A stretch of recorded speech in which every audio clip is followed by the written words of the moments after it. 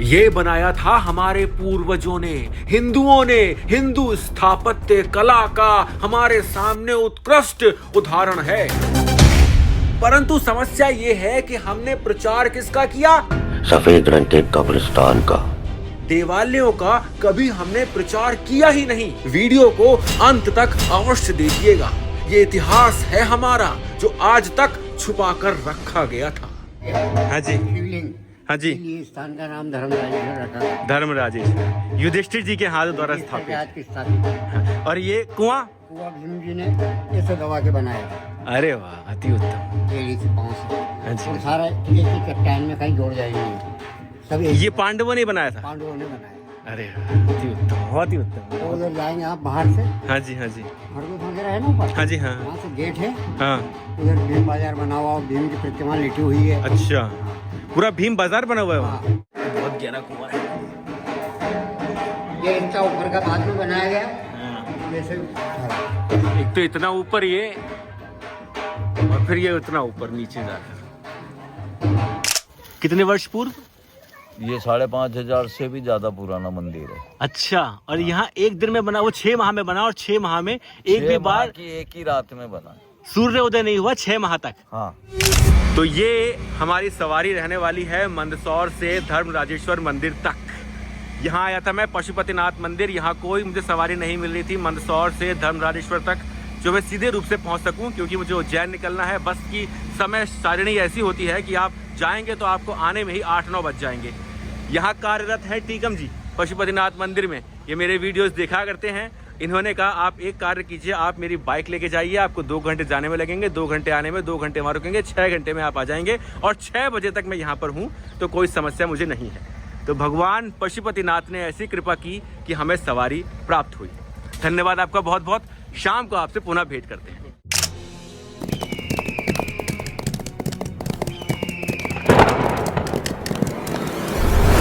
कल मेरी तबीयत खराब हो गई थी क्योंकि हवा लगी थी, तो आज मुझे ये प्रयास करना है कि मेरा सर ढका रहे, अन्यथा पता लगे आज की तबीयत खराब ही होगी।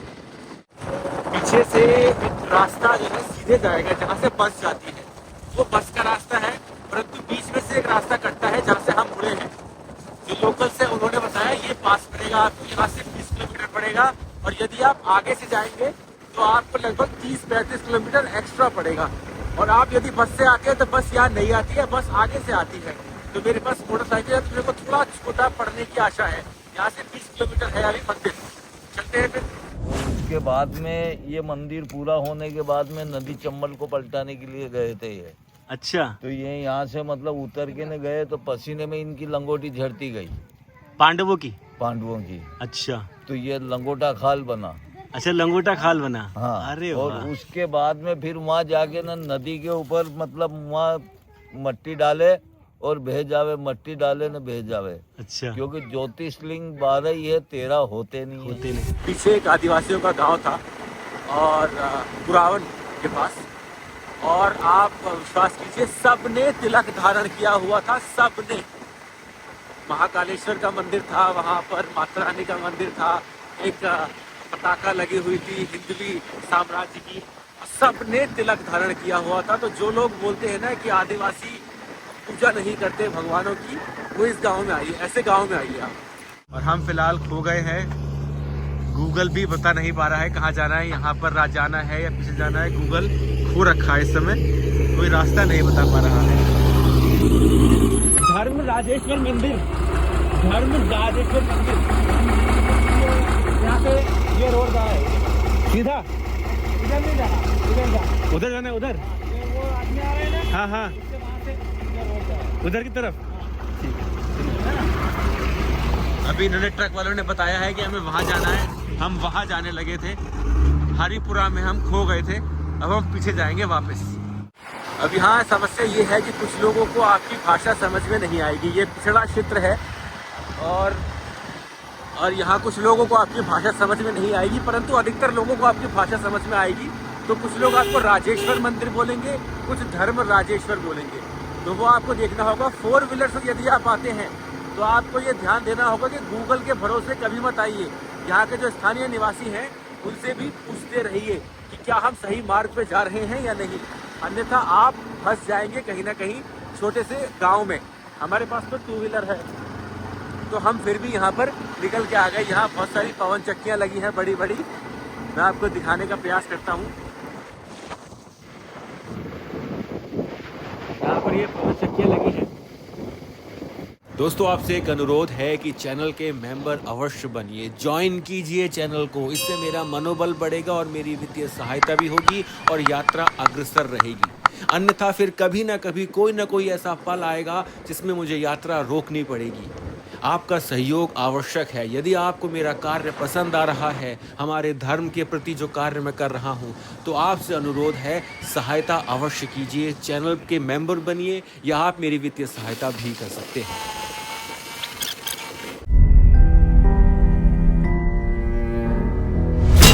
द्यूत क्रीड़ा में परास्त होने के पश्चात पांडवों को 12 वर्ष का वनवास और 1 वर्ष का अज्ञातवास प्राप्त हुआ था। पांडव वन भटकते रहे, परंतु उन्हें इस बात का ज्ञान था कि यदि उन्हें अपना अज्ञातवास सुरक्षित करना है तो वनवास भी सुरक्षित करना होगा। यदि अज्ञातवास के दौरान किसी ने पहचान लिया तो पुनः वनवास को जाना होगा, अन्यथा उनकी अवस्थिति की सूचना कोई न कोई हस्तिनापुर पहुंचा देगा। यहाँ कहीं न कहीं गुप्तचर उपस्थित होंगे। तो पांडवों को एक उपाय सूझा कि हम धरा के ऊपर नहीं, कुछ समय धरा के भीतर की गुफाओं में व्यतीत करेंगे।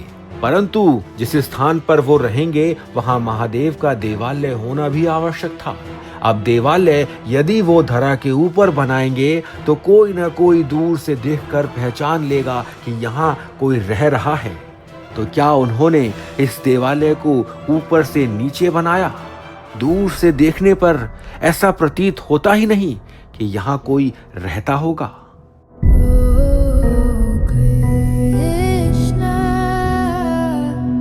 हम पहुंचने वाले हैं धर्मराजेश्वर मंदिर, जिसका इतिहास आपके साथ साझा करने वाला हूं मैं। और बहुत कम लोग यहाँ तक पहुँच पाते हैं। उसका कारण ये है कि यहाँ तक पहुँचने के लिए कोई सवारी नहीं है और लोगों को ज्ञान भी नहीं है, और सबसे बड़ी बात कि रुचि भी नहीं है। रुचि होना भी आवश्यक है। जंगल है पूरा, ये देखिए, जंगल से घिरा हुआ है पूरा क्षेत्र। यहाँ तक पहुँचना कोई क्यों चाहेगा जब तक उसे ये ज्ञात नहीं होगा कि यहाँ जो छुपा हुआ है वो स्वयं में किसी अद्भुत से कम नहीं है। ये लिखा हुआ है धर्मराजेश्वर मंदिर। अंततः हम पहुंच गए। मंदिर के लिए कोई टिकट नहीं है, गुफाओं के लिए 20 रुपए का टिकट है। ब्राह्मण शैल मंदिर। धर्मनाथ अथवा धर्मराजेश्वर एक ब्राह्मण मंदिर है जो पूर्ण रूप से पहाड़ी को काटकर बनाया गया है। इसमें गर्भगृह, सभा मंडप तथा उर्ध्व मंडप हैं। इस मंदिर का शिखर उत्तर भारतीय शैली का है। मूल रूप से यह मंदिर विष्णु को, जिनकी प्रतिमा गर्भगृह में विद्यमान है, समर्पित है। बाद में यह शैव मंदिर में परिवर्तित किया गया। अब इस पट पे जो लिखा है उस पर आपने ध्यान दिया? यहाँ हनुमान जी की भी एक मूर्ति लगी है जो संभवतः बाद में लगाई गई होगी। इस पट पे ये लिखा है कि ये पहले विष्णु भगवान का मंदिर था, उनको समर्पित था। तत्पश्चात बाद में फिर ये एक शिव मंदिर में परिवर्तित कर दिया गया। किसने किया, आगे बताऊंगा। ये तो यहाँ पर मार्ग है मंदिर तक पहुँचने का, जिसको चट्टान से ऐसे काटा, यहाँ से काटा, यहाँ से काटा, फिर मंदिर तक पहुँचने का मार्ग। अंदर जो मंदिर है वो प्रांगण भिन्न है इससे। ये तो इन्होंने मार्ग काटा है। यहाँ से देखिए, ये मार्ग काटा है। यहाँ से गए होंगे, यहाँ से आगे बढ़ के गए होंगे, ये मार्ग काटा गया है। एक संभावना जो मुझे और ज्ञात हो रही है कि संभव ये भी है कि इस मंदिर को ऊपर से पूर्ण रूप से ढक दिया जाया करता हो घास फूस से, जिससे कि ऊपर से यदि कोई जाए आकाशीय मार्ग से तो उसको भी ज्ञात ना हो कि नीचे क्या है। परंतु आकाशीय मार्ग से महाभारत काल में कौन जाता होगा? वह विचार कीजिए कैसे बनाया गया होगा यह मंदिर। वैसे महाभारत में कहीं भी विमानों का उल्लेख तो नहीं मिलता स्पष्ट रूप से, परंतु दिव्य रथ का उल्लेख मिलता है।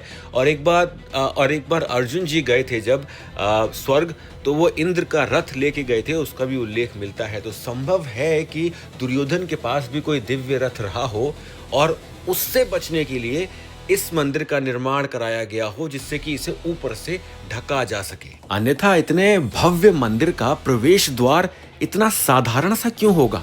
विचार कीजिए, ऊपर से एक चट्टान को जो चट्टान नहीं है, समतल भूमि है, उस पर एक चट्टान ढूंढी गई और उस चट्टान को फिर ऊपर से काटना आरंभ किया।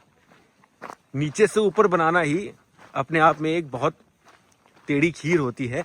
यहाँ ऊपर से नीचे उसको बनाना आरंभ किया गया, तत्पश्चात उसे बनाया गया। विचार कीजिए, ये किसी आम शिल्पकार का काम नहीं है। वास्तुकला में पूर्णता जो जिसे बोलते हैं कि अध्ययनरत रहा होगा, जिसे ज्ञान होगा हर वस्तु का, हर कला का, उसी के लिए संभव है ऐसे किसी मंदिर का निर्माण करना। परंतु क्या इस मंदिर की तुलना महाराष्ट्र के कैलाशा मंदिर से हो सकती है? धर्मराजेश्वर मंदिर और कैलाशा मंदिर की तुलना करना सही नहीं होगा, क्योंकि कैलाशा मंदिर धर्मराजेश्वर मंदिर से कई गुना बड़ा और एक ऐसी कठिन संरचना है जिसका निर्माण करना आज थियोरेटिकली, सैद्धांतिक रूप से कागजों पे तो संभव है, परंतु प्रैक्टिकली, व्यवहारिक रूप से संभव नहीं है। इसमें diamond wire cutting, rock sawing machines, 3D scanning and modelling, structural engineering software, heavy excavation machineries के साथ साथ इतने ह्यूमन आवर्स लगेंगे, मानव घंटे, कि इस मंदिर से अधिक आसान आपको 500 बुर्ज खलीफा बनाना लगेगा। क्योंकि कैलाशा मंदिर जैसे मंदिर में यदि एक छोटी सी भी भूल, त्रुटि, गलती हो जाती है तो पूरा का पूरा निर्माण ध्वस्त, बर्बाद है।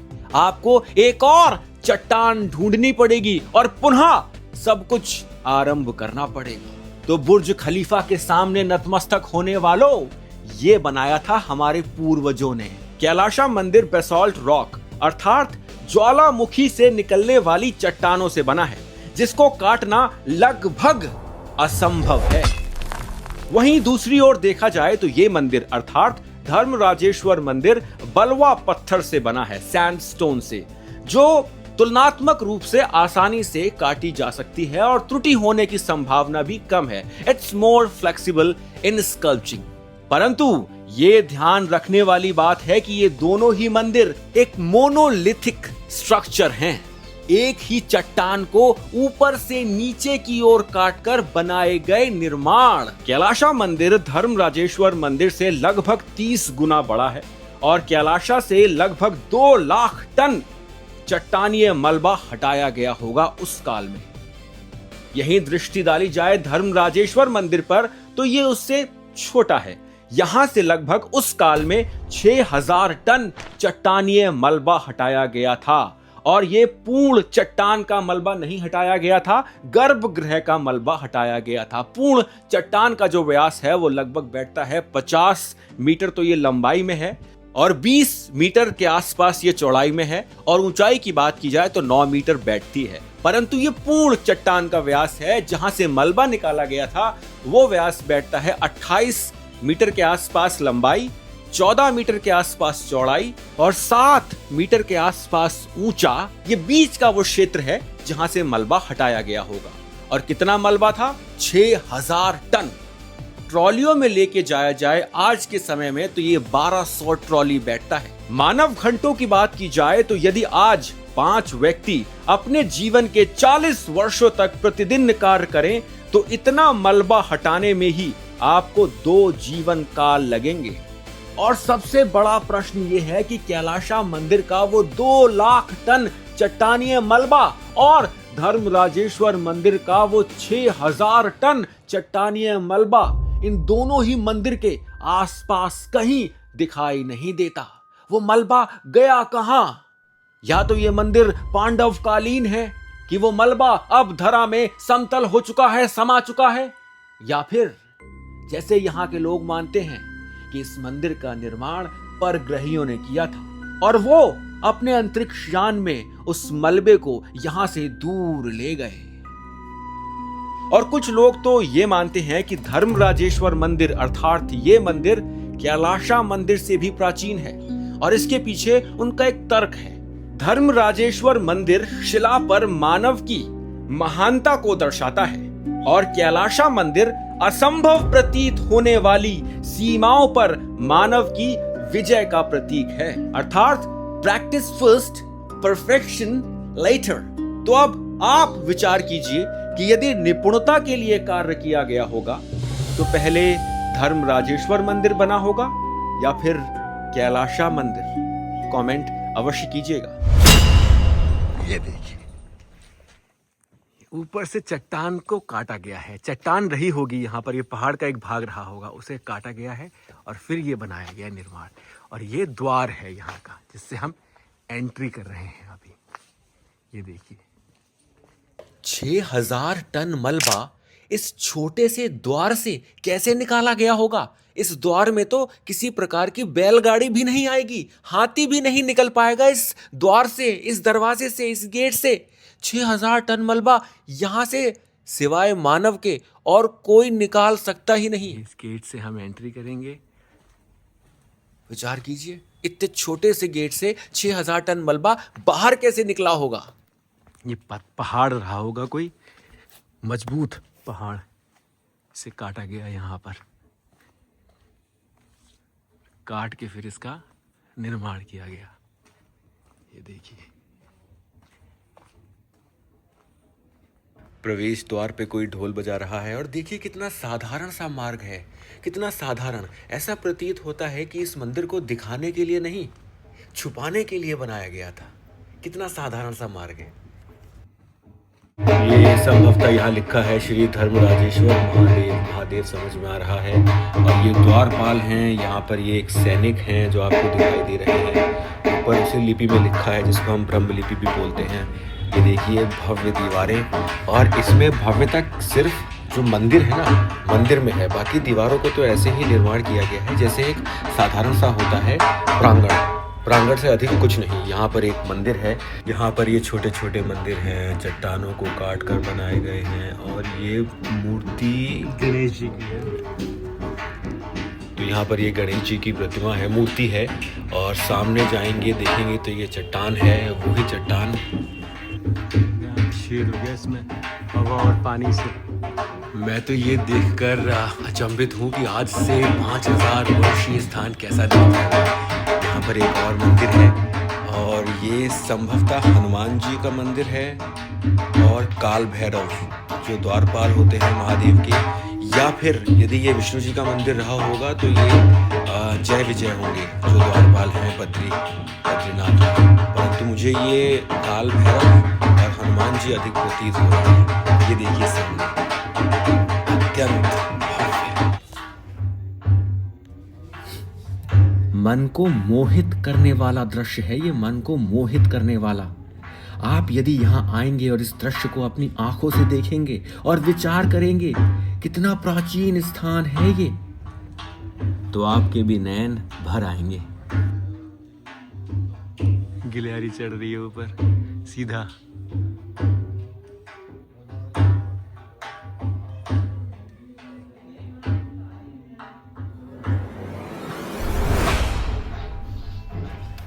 ये है महादेव का स्थान। ऊपर विष्णु जी की प्रतिमा है, नीचे महादेव का शिवलिंग है।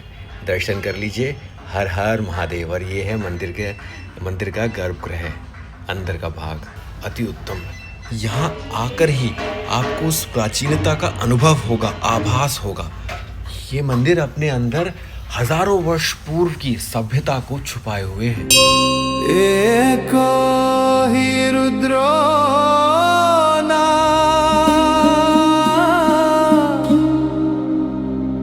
द्वितीया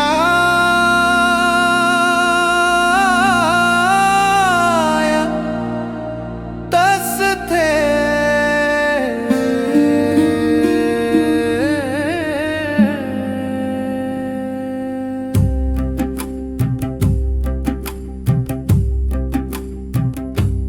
महादेव एकमात्र सत्य है, उनके समान कोई दूसरा नहीं।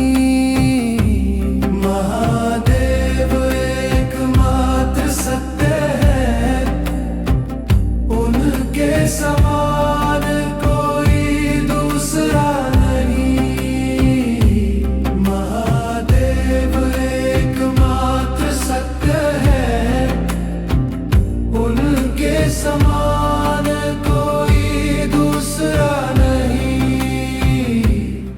यहाँ पर भगवान विष्णु की मूर्ति के पीछे जो शिल्पांकन किया गया है, जो आकृतियाँ उकेरी गई हैं देवी देवताओं की, उससे ऐसा प्रतीत होता है कि ये मंदिर संभवतः प्राचीन समय में भगवान विष्णु का रहा होगा। परंतु इसमें भी एक पेंच है।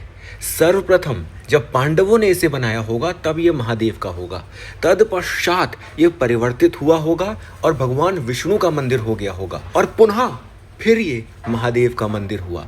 इसके बारे में और चर्चा करने वाले हैं अगले भाग में, जिसमें मैं आपको गुफाएं दिखाऊंगा, तो वो वीडियो भी अवश्य देखनी है, वो इसका दूसरा भाग है। जय हो शिव शंभू, हरिहर नारायण। यहाँ पर ये ऊपर चढ़ के आपकी परिक्रमा हो जाती है। ये देखिए, ये देखिए, ऊपर से एक चट्टान को ढूंढकर फिर उसमें शिल्पांकन करना, आकृतियाँ उकेरना अपने देवी देवताओं की, अनुपात में उस मंदिर को ऊपर से नीचे लेकर आना। और एक मंदिर नहीं, कहाँ से गर्भगृह आरंभ होगा, दूसरा मंदिर भी कहाँ से हमें आरंभ करना है, उसकी शाखाओं का निर्माण करना, छोटे छोटे मंदिरों का निर्माण करना, ये आज भी असंभव है हम लोगों के लिए। ये दोस्तों वो गुफा रही होगी जिसका उपयोग तब जो यहाँ पे कार्यरत होंगे, यहाँ के पुजारी या अन्य मंदिर के सेवक, वो रहने के लिए करते होंगे। और ये देखिए, अद्भुत, अकल्पनीय, कल्पना नहीं की जा सकती कि ऐसा मंदिर छुपा हुआ है। यहाँ के पुजारी जी से मेरी बात हुई तो उनका ये मानना है कि क्योंकि भक्त गणों को इस मंदिर के बारे में ज्ञात नहीं है, तो यहाँ संख्या भक्त गणों की बहुत कम है। 1 2 3 4 5 मंदिर से घिरा हुआ है ये मंदिर। 5 वहाँ, 6, छठा वहाँ है, 7वां वहाँ होगा, 7 मंदिर। ये देखिए, सनातन के इतिहास की उत्कृष्ट वास्तुकला का प्रमाण देता है ये मंदिर, और आपको अपने जीवन में एक बार यहाँ अवश्य आना चाहिए। ऐसे मंदिरों में आज भी वो प्राचीन ऊर्जा उपस्थित है, आपको आभास होगा उसका यहाँ आकर, जो ऊर्जा कभी हमारे पूर्वजों में रही होगी, जिन्होंने ऐसे मंदिर बनाए होंगे, उस ऊर्जा की सहायता से यहाँ आके सच में आपका मन धीर हो जाता है, शांत हो जाता है।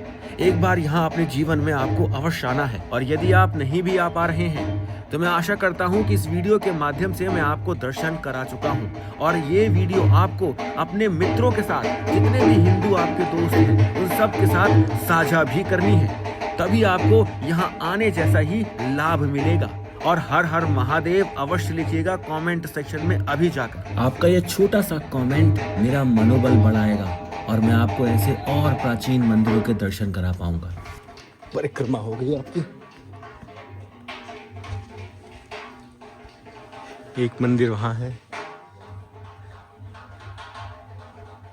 कैसे काटा गया होगा, विचार कीजिए इसे कैसे काटा गया होगा।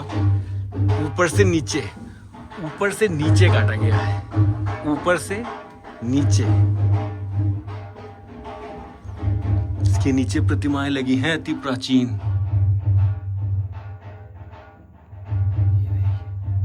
बहुत भिन्न भिन्न कुबेर की हैं, शिव पार्वती गंधर्व, भगवान विष्णु। ये है इसे ऊपर से नीचे। अब ऐसा लगा जैसे वायु हुई ना, हवा के कारण इसका जो है ये बदल गया है। कैलाश मंदिर से थोड़ा बोलेंगे तो ये रफ एजेस इसमें बहुत हैं। कैलाश मंदिर में अभी भी रफ एजेस नहीं है। इसमें विष्णु जी की है, अरे वाह, देखिए विष्णु जी की प्रतिमा है,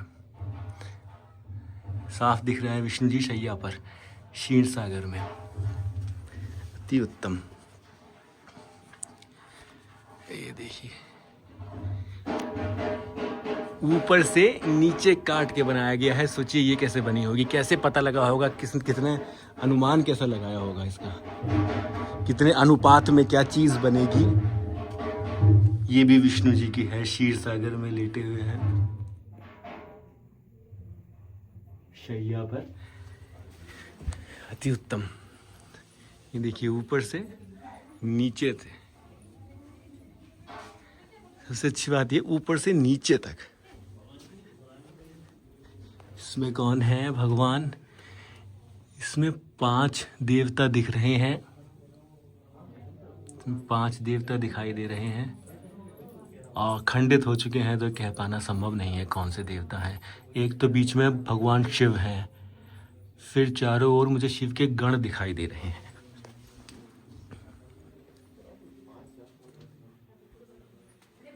ऊपर से नीचे तक।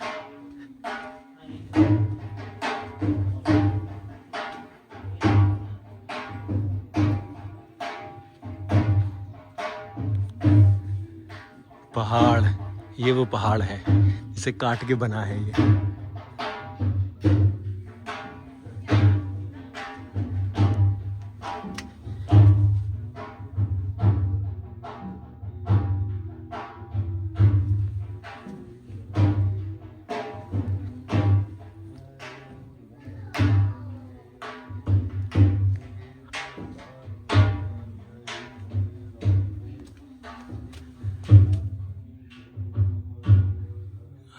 प्रतिमाएं तो यहाँ नहीं है अब।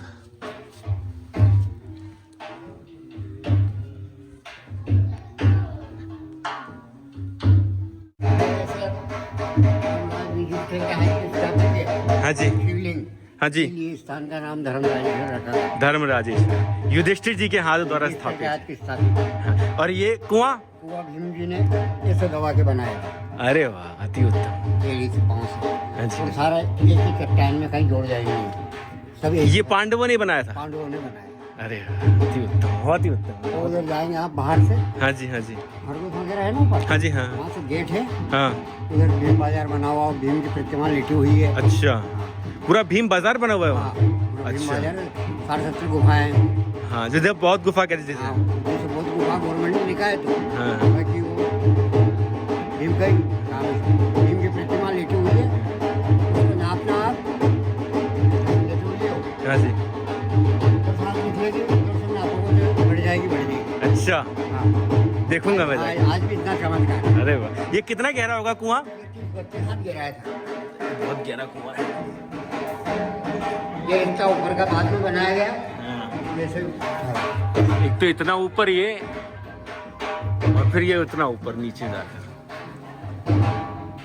अति उत्तम, बहुत ही उत्तम, बहुत ही। तो दोस्तों, इस भाग में हमने दर्शन किए महाभारत कालीन युधिष्ठिर जी द्वारा स्थापित धर्मराजेश्वर मंदिर के, और अगले भाग में मैं आपको उन गुफाओं में लेकर जाने वाला हूं जिनका इतिहास भी इसी मंदिर के इतिहास के साथ जुड़ा हुआ है। परंतु हमारे ही कुछ पूर्वजों ने भिन्न पंथ के लोगों को प्रसन्न करने के लिए हमारे इतिहास में उनके इतिहास को मग्न कर दिया, कुछ इस प्रकार कि नाम भी इस स्थान का परिवर्तित करा दिया गया, जिससे कि वो लोग प्रसन्न हो जाएं। परंतु मैं यहाँ सिर्फ अपना इतिहास, हिंदुओं का इतिहास जानने आया हूँ, तो इन गुफाओं का इतिहास और उसके दर्शन आपको अगले भाग में कराऊंगा। यदि मेरा ये प्रयास आपको अच्छा लगा हो तो कमेंट अवश्य कीजिएगा, और यदि बहुत अच्छा लगा हो तो प्लीज आपसे रिक्वेस्ट है, चैनल के मेंबर बनिए और दूसरों को भी मेंबर बनाइए, और यदि आप चाहें तो मेरी वित्तीय सहायता भी कर सकते हैं। हर हर महादेव। मान लेते हैं कि ये एक चट्टान है, मैं यहाँ से आ रहा हूँ, मैं महाभारत काल में एक सोल्जर हूँ, मुझे पीछे से कुछ दिखाई नहीं दे रहा। अगर ये दीवार आगे ना हो तो मुझे क्या पता लगेगा कि यहाँ पर तो एक पूरा नगर बसा हुआ है।